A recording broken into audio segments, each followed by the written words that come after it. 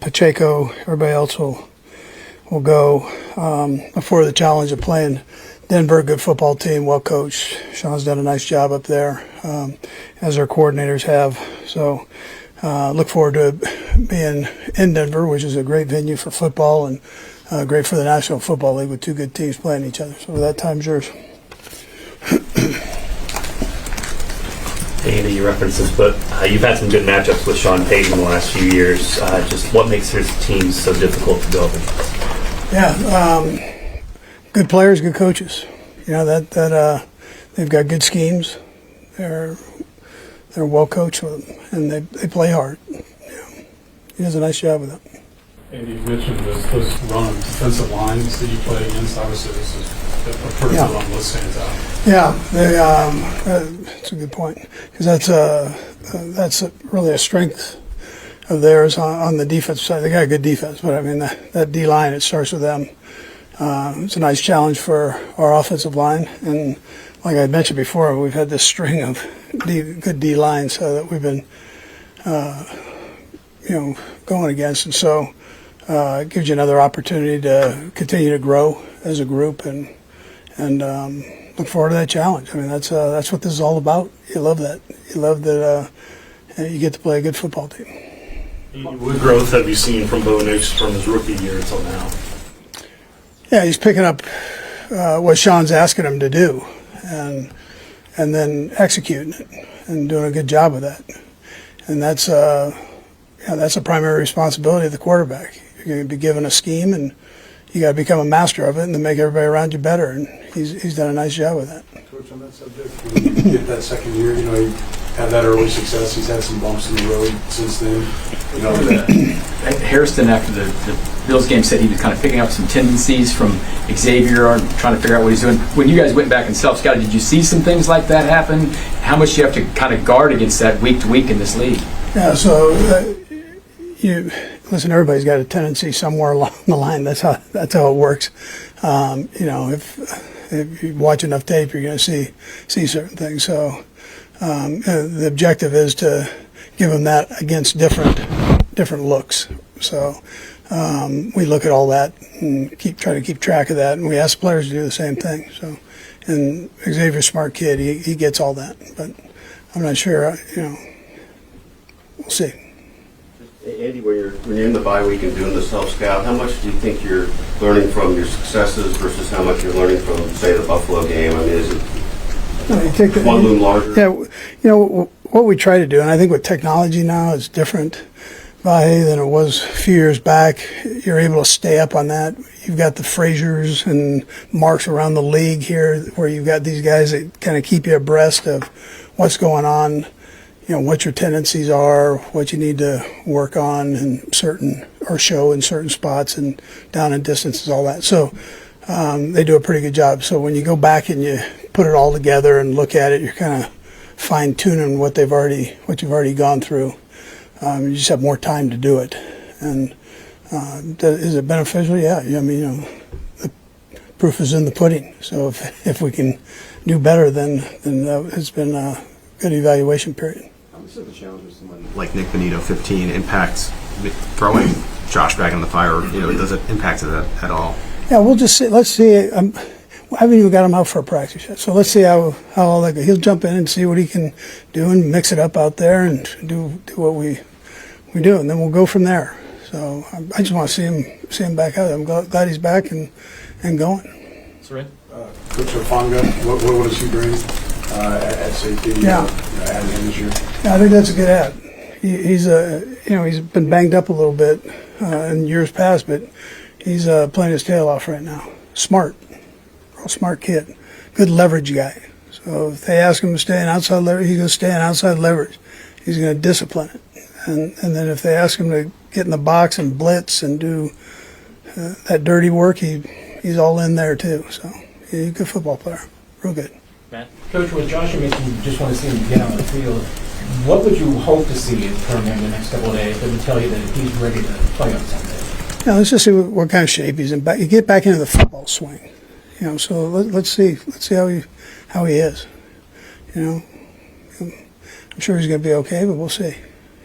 We'll do last three. Jesse, go ahead. Yeah. Andy, a lot of division games coming up. Just how much pride do you take in the consistency to win 9 straight of these in a row, and the work that it takes to be able to accomplish something? Yeah, well, it's important that you spend time on that. And the thing about our division here is it's strong division. The AFC West is tremendously strong, and we're all trying to shoot for the same thing. They're all good teams, and they're well coached. Coach, Denver's won a lot of close games throughout this season. Of course, you've been a part of winning some close games here. How tough is it to play a team that's won so close to the games like that? Yeah, that's what Saran was saying. I mean, they win. They find a way to win, and so we've been through that. And the way that this league is right now, you got to be able to do that. The parity in this thing is pretty crazy. So, especially in AFC West. Sam, last one. Hey, just to build off what Matt asked, but would it be a lot to ask a guy who's missed a month, 5 weeks to jump right back in? I mean, I'm sure that's part of your evaluation, I guess is what I'm asking. Yeah, it absolutely is. I got to see what he's got rolling.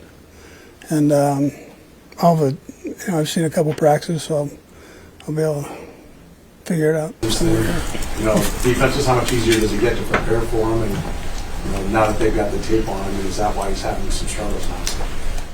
Yeah, listen, I mean, they kind of all go through a little bit of that, but he's also won games, which ends up being the most important thing, and during tough times. But you see that around the league. You see that with all these guys.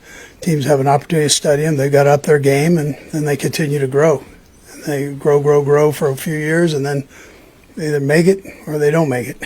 At that point. So to be able to sustain it for years is quite a tribute to these guys. But he's a young guy that's continuing to see some different curveballs there. Andy, how beneficial was this 5 weeks just with the time of the season and just trying to, you mentioned the self-evaluation on Monday, but getting the guys back yesterday, just how beneficial did you tell that they're ready to get back knowing that what's in front of them this last stretch? Yeah, sure. They understand that. And they were out there. And we can go lock ourselves in the office and do that stuff. They're out there and they hear everything. So, and see everything with the time off. And so they understand. They're focused, locked in, ready to go, ready to get back to work and get better. And that's, as a head coach, that's all you can ask for. Kansas City's journey through the 2025 NFL season has been a roller coaster, with the Chiefs desperately searching for their familiar rhythm following last February's devastating Super Bowl LIX defeat to the Eagles. The team's aura of invincibility faded as they stumbled through the opening stretch, unable to string together the decisive performances that once defined them. Next up, a crucial face-off with the Denver Broncos, a matchup that could either reignite hopes of reclaiming the AFC West title or seal their fate for the year. With a 28-21 loss to the Buffalo Bills echoing in their minds from before the bye week, the pressure has mounted, and all eyes have shifted to the franchise's biggest stars, who now find themselves at the center of intense scrutiny. The once unstoppable Chris Jones, a defensive linchpin, has drawn particular attention this season. His presence on the field, once feared by quarterbacks everywhere, now raises questions among the Kansas City faithful. Fans have watched as his trademark explosiveness seemed to wane, especially in recent clashes. The whispers began to grow after Week 5, when Jones's effort was called into question during a lackluster showing against the Jacksonville Jaguars, igniting a storm of debate on social media and talk shows alike. Andy Reid, the steady-handed leader, didn't single out Jones or lay blame at his feet when asked about the team's recent missteps. Instead, in classic Reid fashion, he called on the entire squad to lift their game, noting that Jones's work ethic and commitment to improvement are what set him apart. Reid pointed to the double teams Jones regularly faces, highlighting how opposing offenses have keyed in on him, making every snap a battle. He acknowledged that Jones will have his moments as the season grinds on, but emphasized the need for consistency and relentless effort from everyone in the locker room. Despite these challenges, Jones has still managed to disrupt plays, racking up 9 rapid pressures this year, good enough to tie for 6th among all defensive tackles.